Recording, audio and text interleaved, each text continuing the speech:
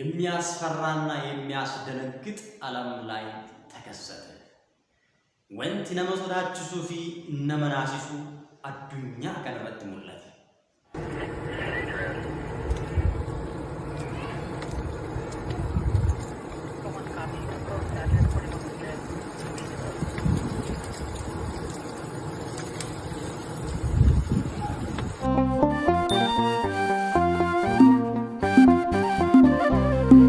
መቃባ ከነልማ ከነፍረ ቁልቁሉ ዋቀቱ አሚን።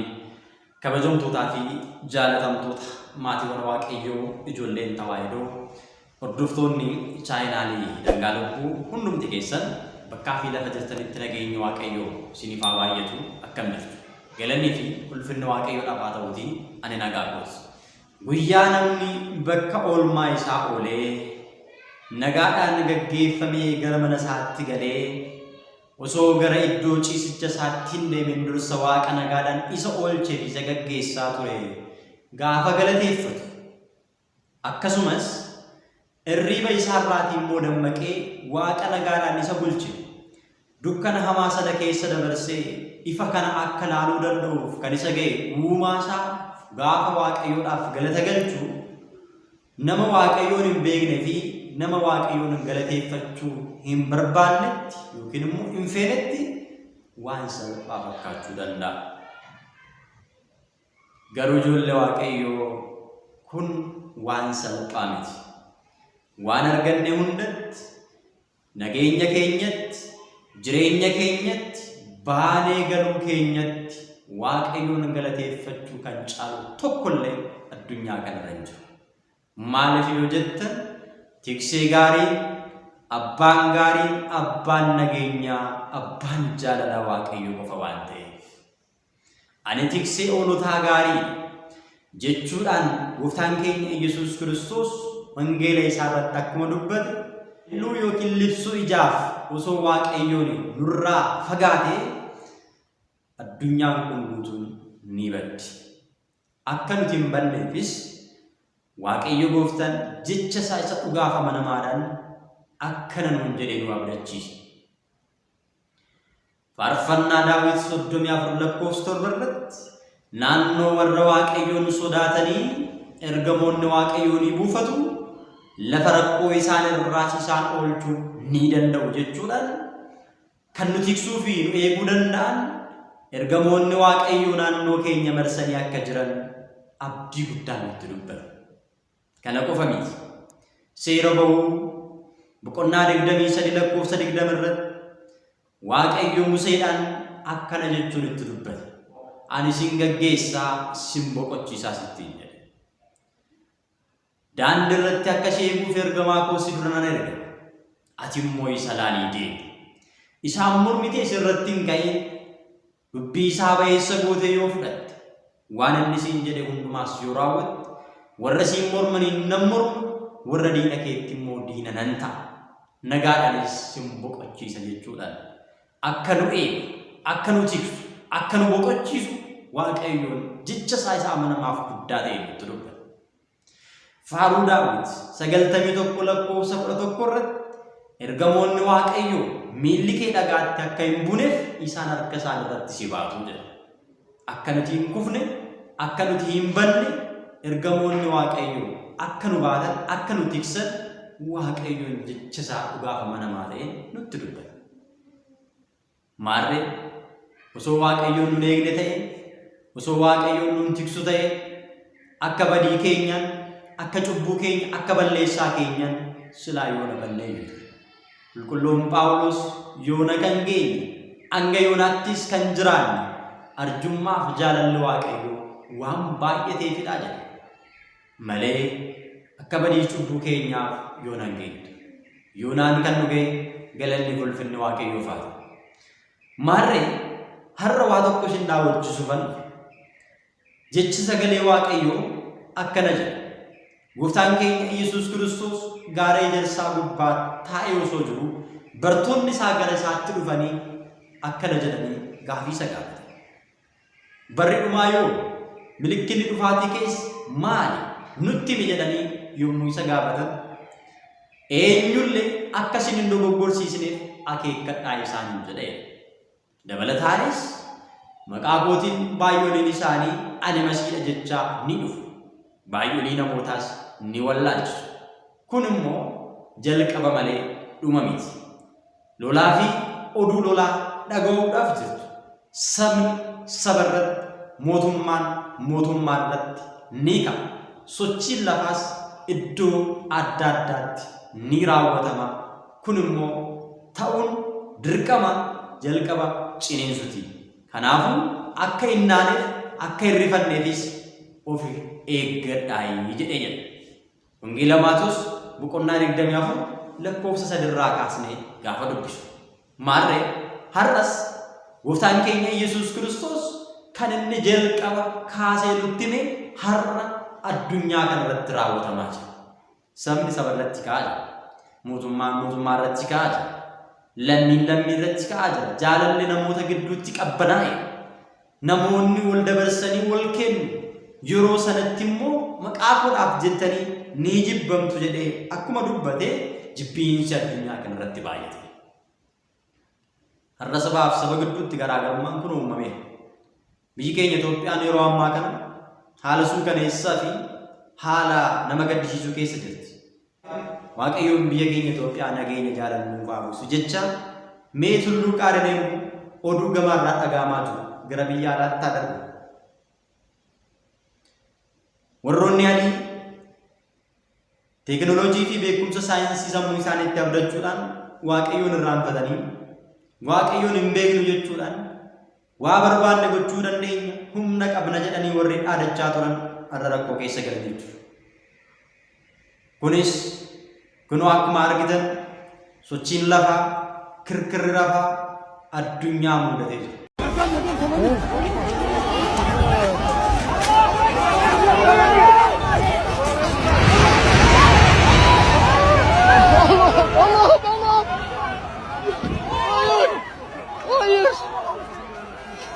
Keessumattuu biyyoota akka Turkii, biyyoota akka Beeruut, biyyoota akka Dubaay irratti yeroo ammaa kana sochiin lafaa raawwatamaa jira.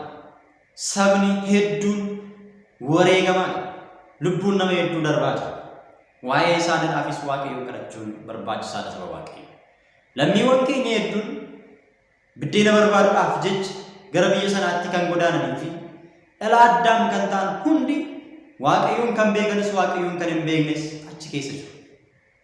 Kanaaf maal lagalchee maaltu na dhibee osoo hin ta'in waa'ee saba kanaatiif nu ilaallata waan ta'eef isaanii kadhachuun barbaachisaadha.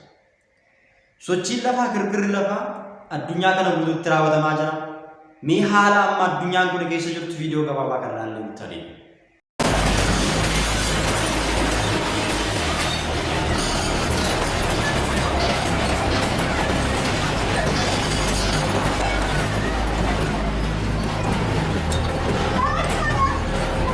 Akka Turkii, Dubaay fi biyyoota akka Beeruuti kanneen biroo keessattis kutaalee biyyoota adda addaa keessatti sochiin kirkirri lafaa raawwatamaa jira. Lafti siggaachaa jira. Gamoon adda addaa jijjigaa jira.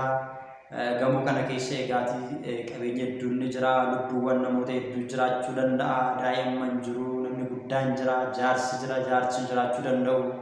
Kana gidduutti eegaatii rakkoon amma kana ulfaatu gaafa addunyaa amma kana geessu irratti gaafa mudatu egaa baay'ee ulfaata. Baroota baay'eedhaaf irra deddeebiidhaan mallattooleen akkanaa mudachaa ture.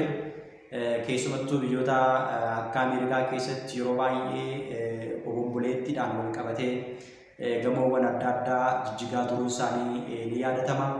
Dabalataanis immoo balaa roobaatiin wal qabatee cabbiidhaan wal qabatee rakkoon adda addaa akka uumamaa turee fi lubbuuwwan namoota hedduu akka darbaa ture miidiyaaleen hawaasaa kanaan dura waggoota muraasa dura gabaasaa turuu isaanii ni yaadatama. Ammas egaa irra deebiidhaan kun biyya tokko lama keessatti qofa osoo hin ta'in biyyoota adda addaa keessatti jechuudha rakkoon kun kan mudachaa jiru.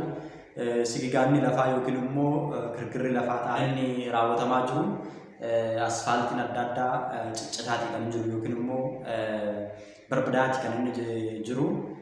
gamoowwan gurguddaan magaalaa walakkaatti argaman iddoo namoonni itti baay'atanitti argamu akkuma argitan egaa balaa kirkira lafaa fi ollinnaa lafaa kanarraa kan ka'e jigaati kan inni jiru.